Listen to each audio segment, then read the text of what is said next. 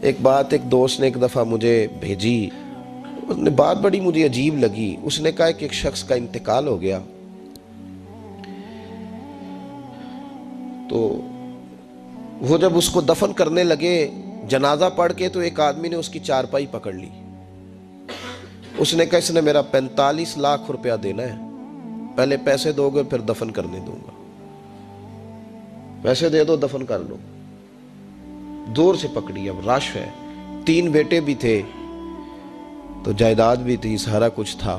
ان 3 بیٹوں سے لوگوں نے کہا کہ تیرے ابے کو وہ دفن نہیں کرنے دے رہا، شور ہے تو، اور وہ بندہ بھی وہ تھا جو بڑا قریبی تھا اس کا، اس کے والد کا پارٹنر تھا، تعلقات تھے، تو اس نے کہا کہ پہلے پیسے دو پھر دفن کرنے دوں گا۔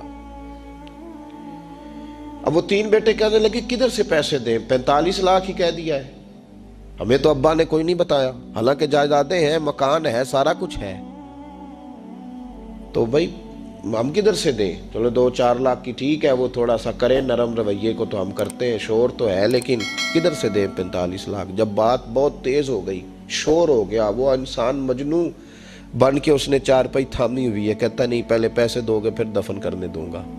3 بیٹے تھے تو ایک بیٹی بھی تھی، بیٹی کو گھر میں پیغام گیا کہ تیرے ابا کو دفن نہیں ہونے دیتے، اس نے سارا زیور اتار کے بھیج دیا۔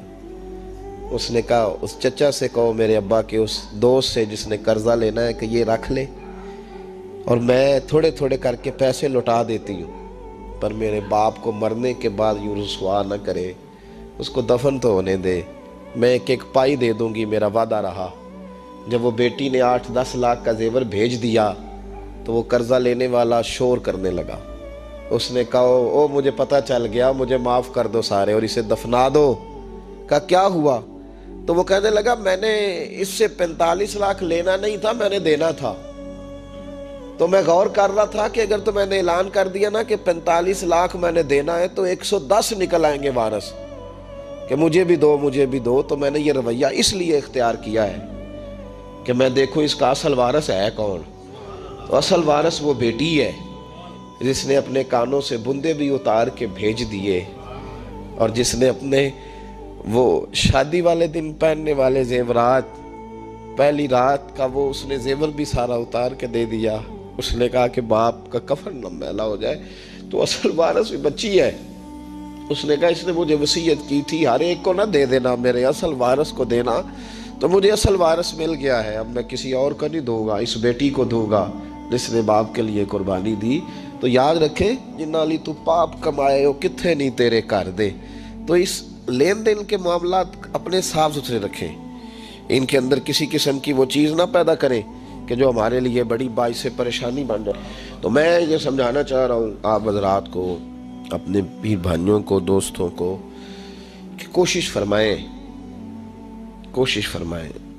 کہ آپ، اور یہ یاد رکھیں وہ میری اماں کبھی کبھی میرے ننہال سے نا کوئی چیز آتی تھی نا بطور تحفہ کے کسی چیز، تو میری اماں کہتی تھی میرے ماموں سے یا میرے نانا سے کہ بس ٹھیک ہے یہ آپ تھوڑا سا دے جائیں باقی لے جائیں، تو کہتے نہیں رکھ لے۔ تو اماں کہا کرتی تھی کہ اپنے گھر سے بندہ کھائے تو پھر ہی پوری پڑتی ہے، کوئی دے گا تو کیا اس میں کتنی دیر، ایک دن بندہ کھا لے گا۔ وہ کہا کرتی تھی کہ اگر پورا کرنا ہے نا خرچہ تو بندہ اپنی کمائی سے ہی پورا کرے تو پورا ہوتا ہے۔ اگر کسی کے 10,000 سے آپ سمجھتے ہیں کوئی فائدہ ہوگا تو کچھ نہیں ہوتا، آپ کے دست و بازو جو ہمت کر کے لائیں گے اسی سے گزارا ہوگا۔ کسی کا 50,000 رکھ کے کتنا وقت بیت سکتا ہے، 1 لاکھ سے کیا مطلب، کیا بندہ کر سکتا ہے؟ تو سہارے نہ ڈھونڈو، خوددار بنو۔ طریقت میں، تصوف میں خودداری، ترمذی شریف کی ایک حدیث ہے مجھے بڑی پسند ہے، میں سمجھتا ہوں یہ حدیث اگر لوگ سمجھ جائے نا تو بات بن جائے۔ نبی پاک صلی اللہ تعالیٰ علیہ وسلم نے لوگوں سے کہا لوگوں چاہتے ہو کہ تم اللہ کے محبوب بن جاؤ؟ تو صحابہ کے چہرے کھل اٹھے، کہا یا رسول اللہ صلی اللہ علیہ وسلم بالکل چاہتے ہیں۔ فرمایا جو اللہ نے تمہیں دیا ہے اس پہ راضی ہو جاؤ، اللہ کے محبوب بن جاؤ گے، اللہ تم سے پیار کرے گا۔ اور پھر فرمایا چاہتے ہو کہ لوگ بھی تم سے پیار کریں؟ لوگ بھی کریں یا رسول اللہ، دل کرتا ہے۔ تو نبی پاک نے فرمایا کسی بندے کی جیب کی طرف کبھی نہ دیکھنا، جو سامنے والے کی جیب میں ہے اس سے بچ جا، اس کے مال پر نظر ڈالنی چھوڑ دے، لوگ بھی تجھ سے پیار کرنے لگ جائیں گے۔ لوگوں کے مال کی طرف نہ دیکھ، آپ رکھ لیں کسی کا 500 روپیہ بھی، وہ کہے گا بندہ ہی نہیں صحیح، میرا 500 کھا گیا۔ یہ مت سمجھے کہ بڑا امیر تھا، اس کو فکر ہی کوئی نہیں، نا۔ ان معاملات کے اندر لوگ کہیں نہ کہیں بول ہی جاتے ہیں، کہیں نہ کہیں بات کر ہی جاتے ہیں، کسی نہ کسی جگہ زبان پھسل ہی جاتی ہے۔ تو مہربانی فرمائیں، مہربانی کریں، آپ اس بات پہ ضرور غور کریں، اور یہ میری اپیل ہے، آپ میرے پیر بھائی ہیں، عزیز ہیں، کہ کوشش فرمائیں لین دین کے معاملات کو 110% صاف رکھیں۔ کوشش کریں جہاں کوئی چیز دینی ہے، خریداریاں بعد میں ہوتی رہیں گی، جائیدادیں بعد میں بنتی رہیں گی، قرضے نہیں ہونے چاہیے، قرضہ نہیں ہونا چاہیے۔ میں ایک بزرگ سے کبھی کبھی ملتا تھا تو میں کہتا تھا حضرت جی حالات کیسے ہیں؟ تو کہتے ہیں الحمدللہ کسی کا دینا کچھ نہیں، الحمدللہ کسی کا۔ تو اس شخص وہ جب بات کرتا تھا تو مجھے یوں لگتا تھا کہ جیسے وہ شخص نعرہ لگا رہا ہے، الحمدللہ کسی کا دینا کچھ نہیں۔ یہ اللہ تعالیٰ کا شکر ہے۔ اور پھر وہ کبھی کبھی یہ بھی کہا کرتے تھے کسی سے 200-250 لینا ہوگا، میں نے دینی کوئی شے نہیں، کوئی کبھی کبھی ٹٹولو گے تو میرا کسی طرف کوئی نکل ہی آئے گا، لیکن میں نے کسی کا دینا کوئی نہیں۔ میرے ایسا فرمایا کرتے تھے ہماری تو طریقت بھی بڑی دلیر ہے۔ میں نے ایک دفعہ کہا حضور نظریہ طریقت کیا؟ فرمانے لگے ہماری تو طریقت بھی بڑی خوددار ہے، ہم مریدوں کا خرچ نہیں کراتے، ہم تو کئی دفعہ مریدوں پہ خرچ کر ڈالتے، ہماری تو طریقت بھی بڑی توانا ہے، نے تو مزاج ہی بڑا انوکھا پایا ہے۔ تو مہربانی فرمائے لینے دینے کے ماں۔ ایک حدیث بخاری میں بڑی مزیدار ہے، بخاری میں، سبحان اللہ۔ اور بخاری شریف قرآن مجید کے بعد امت مسلمہ کے پاس سب سے معتبر کتاب کا نام بخاری شریف ہے۔ نبی پاک صلی اللہ علیہ وسلم نے فرمایا ایک بھائی اپنے بھائی سے قرضہ لینے لگا، ایک دوست اپنے دوست سے پیسے لینے لگا۔ اس نے کہا یار پیسے تو میں دے دیتا ہوں پر کوئی گواہ۔ اس نے کہا غریبوں کے گواہ نہیں ہوتے، میرا گواہ اللہ ہے۔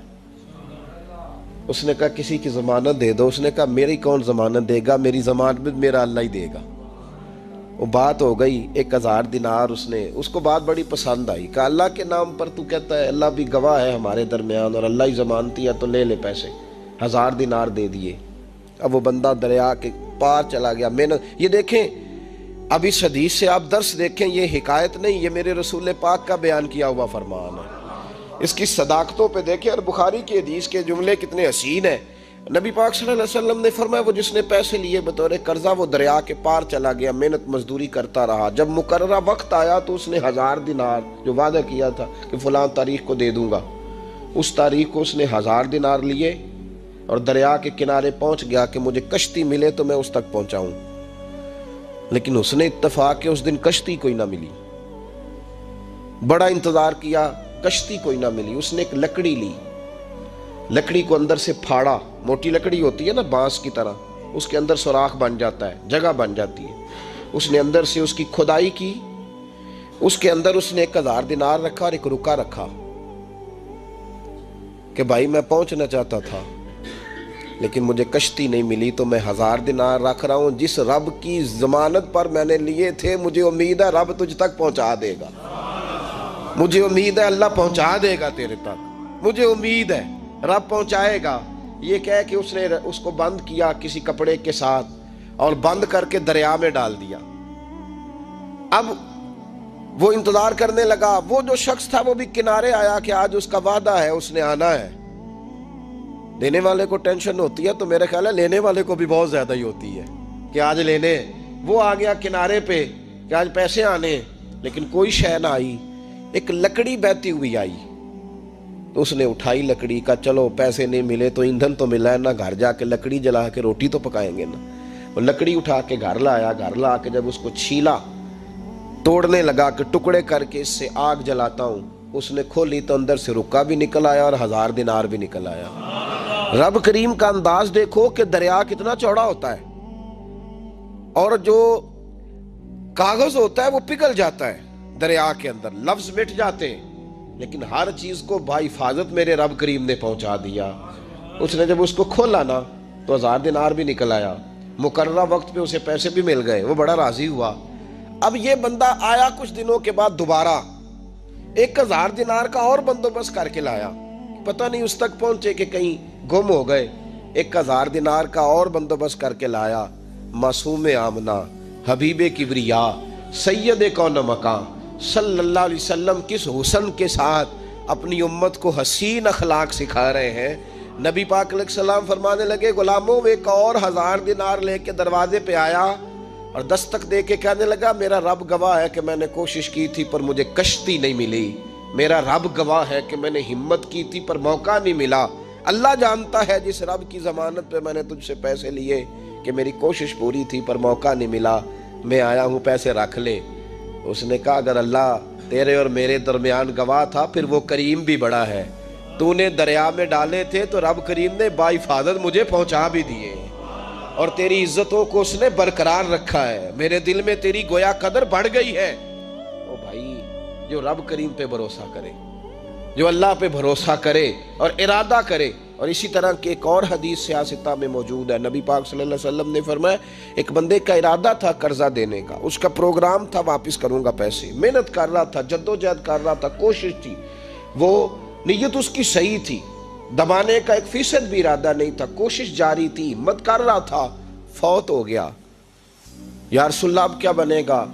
اگر صوفیاء اس حدیث پہ وجد کرتے، وجد آتا ہے ان لفظوں پہ، اب کیا بنے گا؟ تو میرے محبوب فرمانے لگے قیامت کے دن اللہ اپنی رحمت سے اس کے قرضے ادا فرما دے گا۔ دیکھو اتنا بھی کوئی خوش نصیب ہے جس کی اللہ قرضے ادا کرے، اتنا بھی کوئی خوش قسمت ہے رب جس کے قرضے دے، اللہ کہے مجھ سے لے لے چل یار رہنے دے۔ اور بھائی ان لفظوں کو دیکھیں نا، حدیث مبارکہ میں سرکار دو عالم صلی اللہ علیہ وسلم نے فرمایا قیامت کے دن 2 بھائی، ایک بھائی پہلے انتقال کر گیا، ایک بعد میں فوت ہوا، جو پہلے چلا گیا اس کے کچھ حقوق بعد والے نے دینے تھے، سمجھ لے کچھ قرضے تھے، اب وہ پہلے فوت ہوا، اسے بعد میں احساس ہوا، اس نے کوشش بھی کی، معافیاں بھی مانگی، لیکن اب وہ فوت ہو چکا تھا۔ تو نبی پاک صلی اللہ علیہ وسلم فرماتے ہیں قیامت کے دن چونکہ یہ معافیاں بھی مانگتا رہا، توبہ بھی کرتا رہا، بڑی اس کو صحیح احساس ہو گیا، ندامت والی توبہ کی، لیکن اب جس کا حق تھا وہ تو فوت ہو گیا، اب کیا کرے؟ تو محبوب فرمانے لگے فوت ہوگا نا، جس نے دینے تھے پیسے، جس کے ذمہ حقوق تھے، لیکن وہ جس کے دینے تھے وہ تو چلا گیا، سمجھ لے کوئی وارث بھی نہیں۔ تو فرمایا جب یہ فوت ہوگا تو قیامت کے دن جو پہلے فوت ہوا تھا وہ مقدمہ کرے گا کہ یا اللہ اس نے میرا مال دبایا، میرے پیسے لے کے دے، تو رب کریم فرمائے گا چل یہ بڑیاں معافیاں مانگتا رہا، اسے معاف کر دے۔ اللہ فرمائے گا، وہ کہے گا نہیں یا اللہ مجھے بڑا ستایا، مجھے بڑی تکلیف دی، میرے حقوق ضائع کیے، میں نہیں معاف کرتا۔ تو رب کریم فرمائے گا ذرا اوپر اٹھنا، چل بعد میں بات کرتے ہیں، اٹھ تو صحیح، وہ جنت میں ایک محل بنا ہوا ہے، ذرا اس کی طرف تو نظر ڈال۔ اس نے نظر ڈالی تو یہاں تو کوئی اچھا انجینئر بنائے کوئی مکان تو نظر جو ہے وہ ہٹتی نہیں، تو جس مکان کو رب تیار فرمائے، جس کو اللہ بنائے، اس سے نظریں کیسے ہٹتی ہوں گی؟ اس نے دیکھا تو دیکھتا ہی گیا، دیکھتا ہی گیا۔ عرض کرنے لگا مولا یہ کس کا مکان ہے؟ تو محبوب علیہ السلام فرماتے ہیں رب کریم نے فرمایا اس کا ہے جو اس کی قیمت دے گا۔ کہا یا اللہ کون قیمت دے گا؟ فرمایا تو بھی دے سکتا ہے۔ یا اللہ میں غریب فقیر میں کیسے قیمت دوں؟ تو اللہ فرمائے گا چل تو اپنے بھائی کو معاف کر دے، میں محل تجھے دے دیتا ہوں، تو معافی دے دے، محل تیرا ہوا۔ تو حضور فرماتے ہیں 3 دفعہ بولا، کہنے لگا یا اللہ میں نے معاف کیا، یا اللہ میں نے معاف کیا، یا اللہ میں نے معاف کیا۔ تو اللہ فرمائے گا پھر بھائی کا بازو پکڑ، وہ ایک محل نہیں، وہ ایک ہی نقشے کے 2 بنائے ہوئے ہیں، اس کا بازو پکڑ، دونوں جنت میں چلے جاؤ، میں نے تم دونوں کے لیے گھر بنا دیا ہے۔ تو اپنے معاملات صحیح کرنے کی کوشش کریں، اپنے معاملات صحیح کریں۔ ہم اس سلسلہ عالیہ میں داخل ہیں کہ حضور غوث اعظم رضی اللہ تعالیٰ عنہ کے والد کا مشہور واقعہ ہے کہ بھوک لگی تھی تو دریا میں بہتا ہوا سیب کھا لیا تھا، سیب کھا لیا غوث اعظم کے والد نے۔ تو پھر کہنے لگے اوہو یہ میں نے کیا کیا؟ جس سمت سے وہ سیب آیا تھا وہاں جانے لگے، وہاں ایک باغ تھا، پیچھے جا کے ٹہنیاں جھکی ہوئی تھیں، یہاں سے سیب آیا، باغ کے مالک بھی بزرگ تھے، ان سے جا کے کہا غلطی سے کھا لیا ہے، معافی مل جائے۔ انہوں نے کہا معافی اتنی جلدی نہیں ملتی۔ کیسے ملے گی؟ فرمایا 12 سال مالی بن کے میرے باغ کی نوکری کر۔ تو خدمت کرنے لگے تو حضور غوث اعظم کے نانا جی کہتے ہیں بچہ مجھے بھا گیا، کہنے لگے حضور چلے معاف کر دیں اب۔ تو کہا معافی نہیں ملے گی، میری ایک بیٹی ہے، آنکھوں سے اندھی ہے، آنکھوں سے اندھی، کانوں سے بہری، زبان سے گونگی اور پیروں سے لنگڑی، اس سے نکاح کر، پھر معافی ملے گی۔ کھایا کیا؟ ایک سیب۔ تو حضور غوث اعظم رضی اللہ تعالیٰ عنہ کے والد کہنے لگے مجھے گوارا ہے، آپ کر دیں نکاح، پر وعدہ کریں مجھے معاف کر دیں گے نا؟ تو کہتے ہیں نکاح ہو گیا۔ جب پہلے دن میں حجلہ عروسی میں داخل ہوا تو میں نے پلنگ پر کوئی معذور نہیں، جنت کی حور کی مثل عورت بیٹھی دیکھی، اور جس کا حسن بتاتا تھا کہ چہرے سے زیادہ باطن میں اللہ نے روشنی عطا فرمائی ہوئی ہے۔ فرماتے ہیں میں نے اس کے قریب جا کر تو کون ہے؟ مجھے تو کچھ اور بتایا گیا تھا۔ فرمایا تجھے بتایا گیا تھا کہ آنکھوں سے اندھی ہے، اس لیے کہ کبھی غیر محرم کا چہرہ دیکھا ہی نہیں، کانوں سے اس لیے بہری ہے کہ کبھی غلط بات سنی نہیں، کسی غلط کے پاس بیٹھی نہیں، اور زبان سے اس لیے کہ گنگی ہے کہ غلط جملہ کبھی نہیں نکلا، یا اللہ کا قرآن نکلا ہے یا محمد عربی کا درود و سلام نکلا ہے، غلط جملہ نہیں نکلا۔ اور ٹانگوں سے اس لیے لنگڑی ہے، کسے اپنے باپ کے گھر کا رستہ تو آتا ہے، سوائے اس کے گلی کا اور کوئی موڑ نہیں جانتی، اس نے پاکیزگی سے وقت گزارا۔ حضور غوث اعظم کے والد کہتے ہیں میں اپنے لین دین کے معاملات سیدھے کرنے گیا تو سادات کے گھر کی حور مجھے ملی، اور جب میں اس حور سے ملا تو پھر رب نے مجھے عبد القادر جیلانی جیسا بیٹا عطا فرمایا، غوث پاک جیسا بیٹا دیا۔ تو گئے تو معاملات سیدھے کرنے تھے، تو اللہ نے ولایت کے امام کا باپ بنا دیا۔ تو مہربانی فرمائے اپنے معاملات میں توانائی پیدا کریں۔ کچھ لوگ ایسے ہوتے ہیں جن کا مال مثل مملکت کے ہوتا ہے۔ اعلیٰ حضرت رحمت اللہ علیہ نے پیر کے حقوق میں یہ لکھا ہے کہ اس کے مرید کا مال اسی طرح ہے جس طرح اس کا اپنا ہے، لیکن ساتھ اشارہ بھی دے دیا ہے کہ چاہیے یہی کہ وہ بھی احتیاط ہی کرے، وہ بھی احتیاط ہی کرے، پرہیز ہی کرے، کوشش کرے۔ اور آپ فرماتے ہیں چونکہ باپ کی حیثیت رکھتا ہے تو ضروری تو نہیں نا باپ بیٹے کی کمائی کھائے، کبھی کبھی بیٹے بھی باپ کی کھا ہی لیتے ہیں، اس طرف بھی توجہ کر لے، کوئی حرج نہیں۔ اپنے معاملات کو صحیح رکھے، لینے دینے کے معاملات کے اندر کبھی کمی نہ لائیں۔